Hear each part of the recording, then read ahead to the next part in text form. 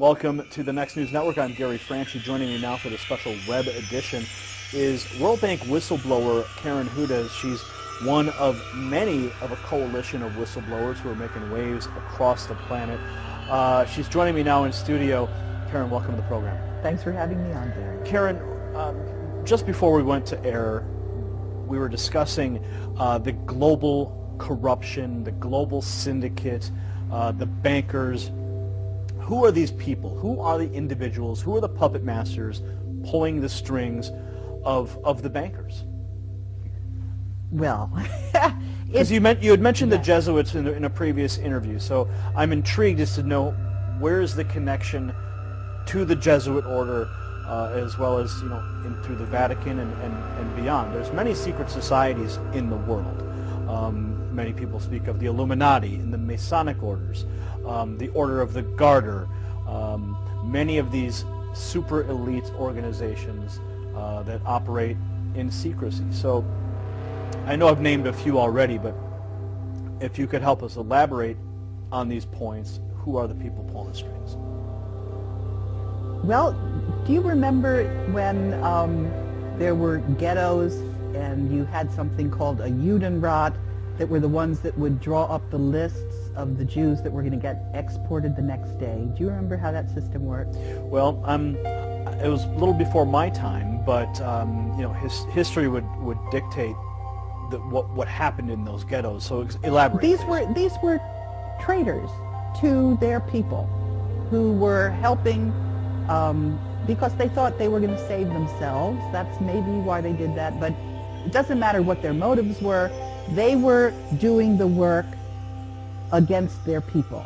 Now, think of this as an elaboration on a larger scale, and what we're dealing with actually is humanity and the elite, the secret societies, the Vatican. They're traitors to humanity, because the one at the very core that's pulling the strings is a different species. They're not the human race. They're called Homo capensis. They have been on Earth together with humanity for before this ice age. And the reason I know about this is because I was trying to help out a movie producer who couldn't get his movie.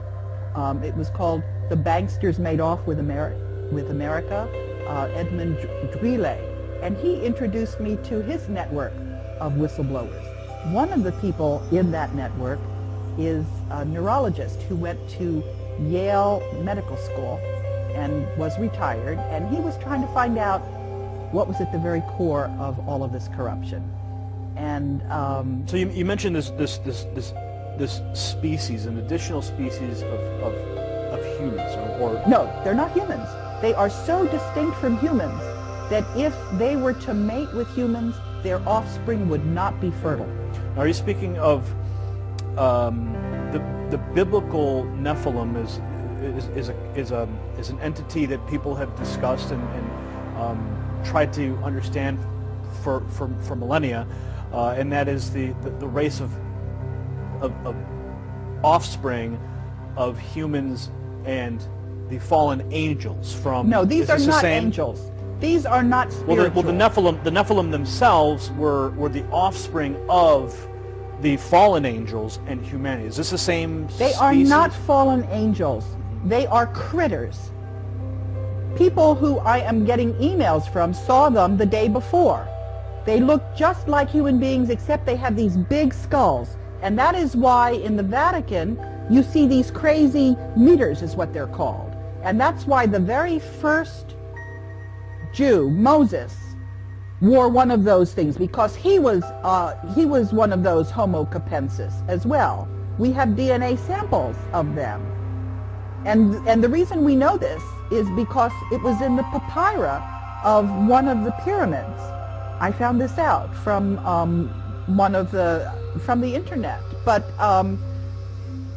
what is really remarkable, actually, is that we have had so much evidence and we haven't had any studies into it.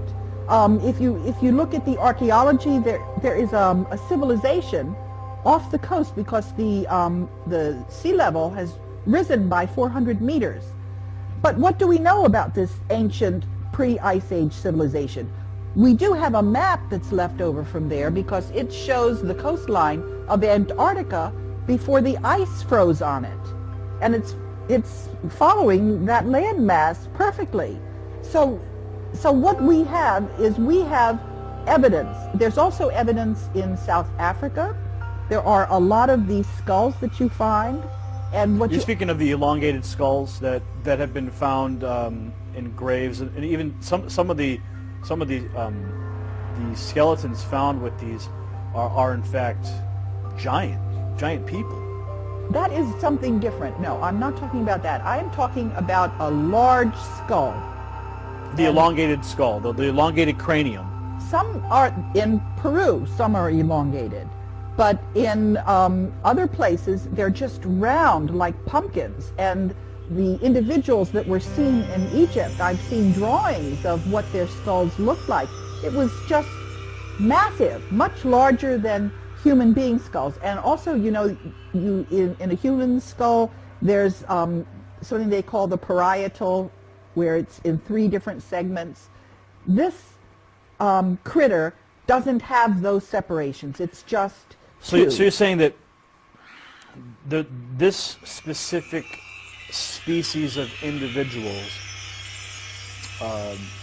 is occupying the Vatican and functioning through the Jesuit order? Yes, but they're also working in the banks in Portugal, because one of the people who saw this, you know, in Saturday Night Live, there was a broadcast of something called the Coneheads.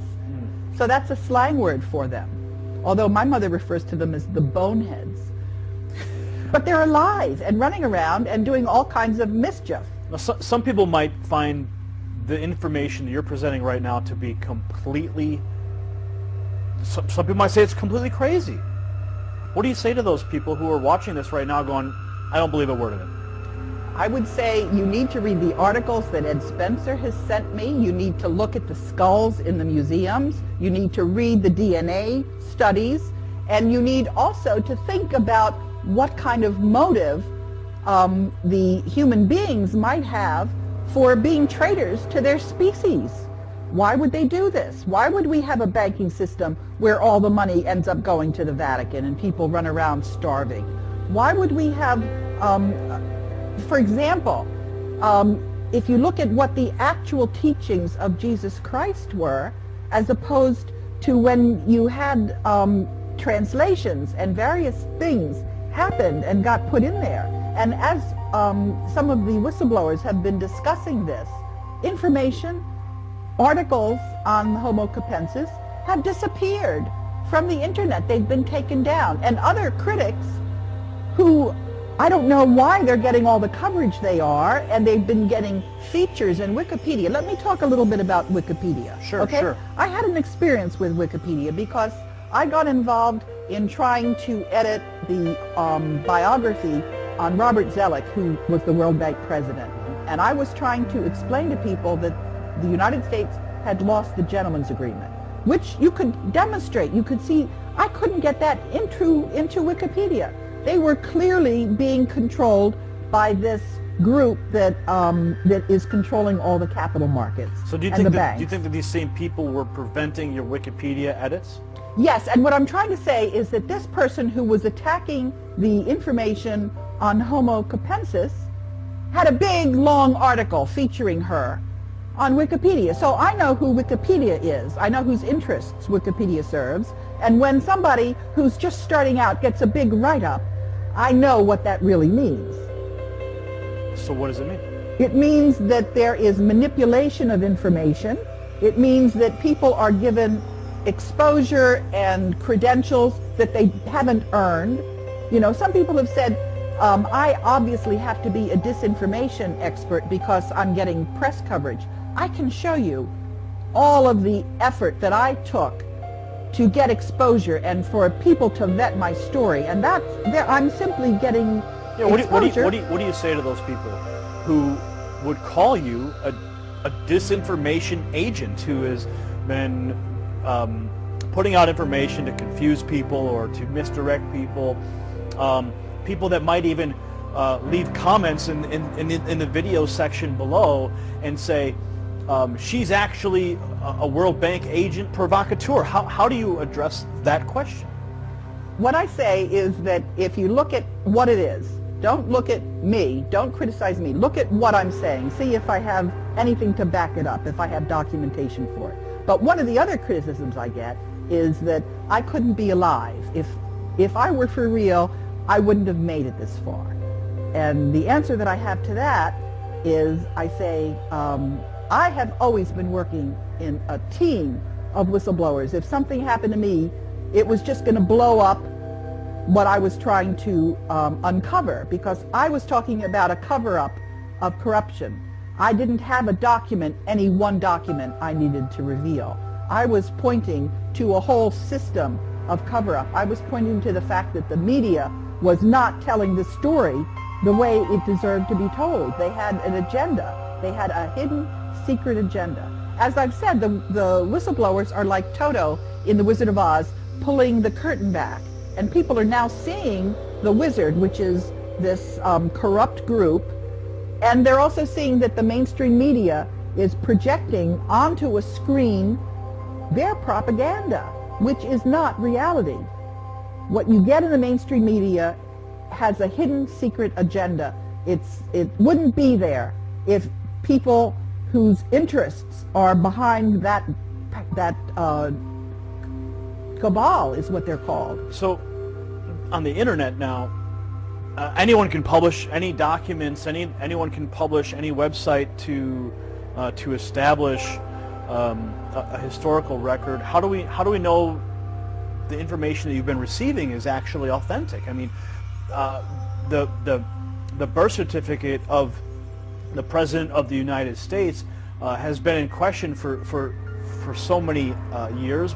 Even when that was released, the most recent official one was released, they found multiple layers in the birth certificate. So what's to say that information that you've been receiving hasn't been doctored by another agency or another entity to provide you with information that could misdirect? Because if they see perhaps that you're out there speaking these things, that people are going to believe you because of what you say, but they may be feeding you wrong information. Is there any possibility that could be true? Well, as for the storyline that I have, I can give a very detailed chronology showing at any given stage what I was revealing, who I was revealing it to. It's very compelling. That's not something that can be doctored. That is absolutely, it's just, it's there for anybody to read. And so that's, if anybody is saying, am I for real? Yeah, I'm for real. Now, am I doing a good enough job on the information that I'm getting from other whistleblowers? Sometimes I'm doing a lousy job. So I got snookered on a story about a planet that was Nibiru. I got really snookered. And what was really interesting there, I learned a lot, was I tried to correct the information. And every time I corrected the information, it was taken down from the internet. So I learned that you have to be really a little careful about information and vetting it. Well, certainly practicing discernment in everything we do is something that must be practiced, especially when we're handed documentation that can make certain claims, and of course vetting the documents themselves. So back to the topic at hand, and the global cabal of puppet masters who are pulling the strings of the international elite and the banksters. I had mentioned the Illuminati and the Masons, and I mentioned the Order of the Garter and these super secret organizations. But you take it all back to the Vatican. You take it all right back to those this species of people. If I could provide a little bit of historical perspective for a moment, when the Illuminati was supposedly disbanded, some people believe that it just didn't disappear. It went underground, and it simply spread itself out. Would you say that the same is happening with this species of I would say, you say they're not human, but for lack of better words, I'll say they're a species of humans. Do you think that these individuals have peppered themselves through some of these organizations as well? What I know is... Or is it isolated simply to the Vatican? What I know is that when you get to be a 33rd degree Mason, and the Black Pope, and also the archaeologists, they all know that Moses was Akhenaten.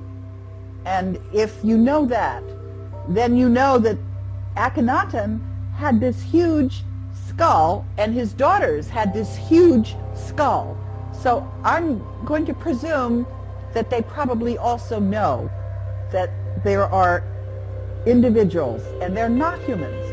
They do not have the same kind of DNA that we do. And I can tell you what I know about them.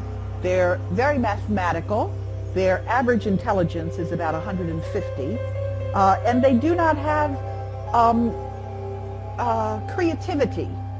They're not emotional. And the other thing is that in the process of working with all of these whistleblowers, I've learned a lot about the strengths of Homo sapiens, because we're not giving each other salaries, we're not giving each other honors, we're not giving each other anything other than additional hard work. But we also know who we're working for. We're working for all of humanity.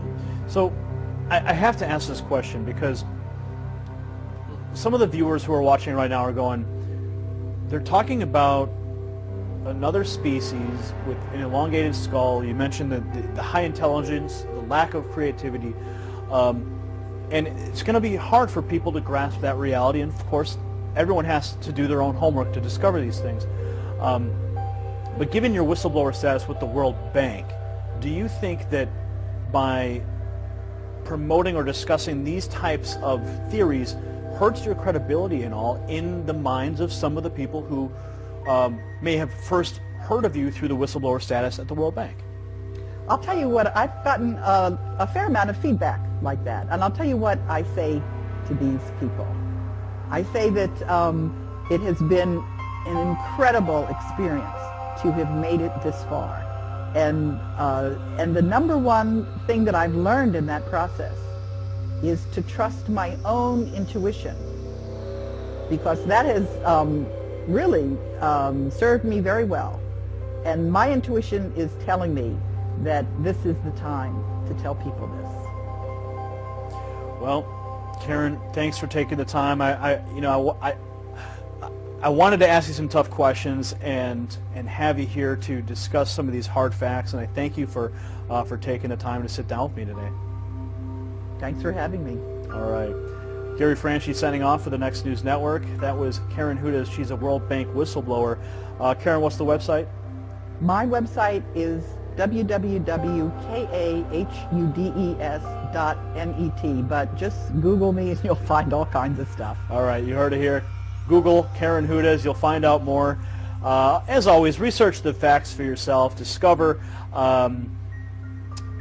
Discovery on your own is always going to be the best. And like Karen says, listen to your intuition.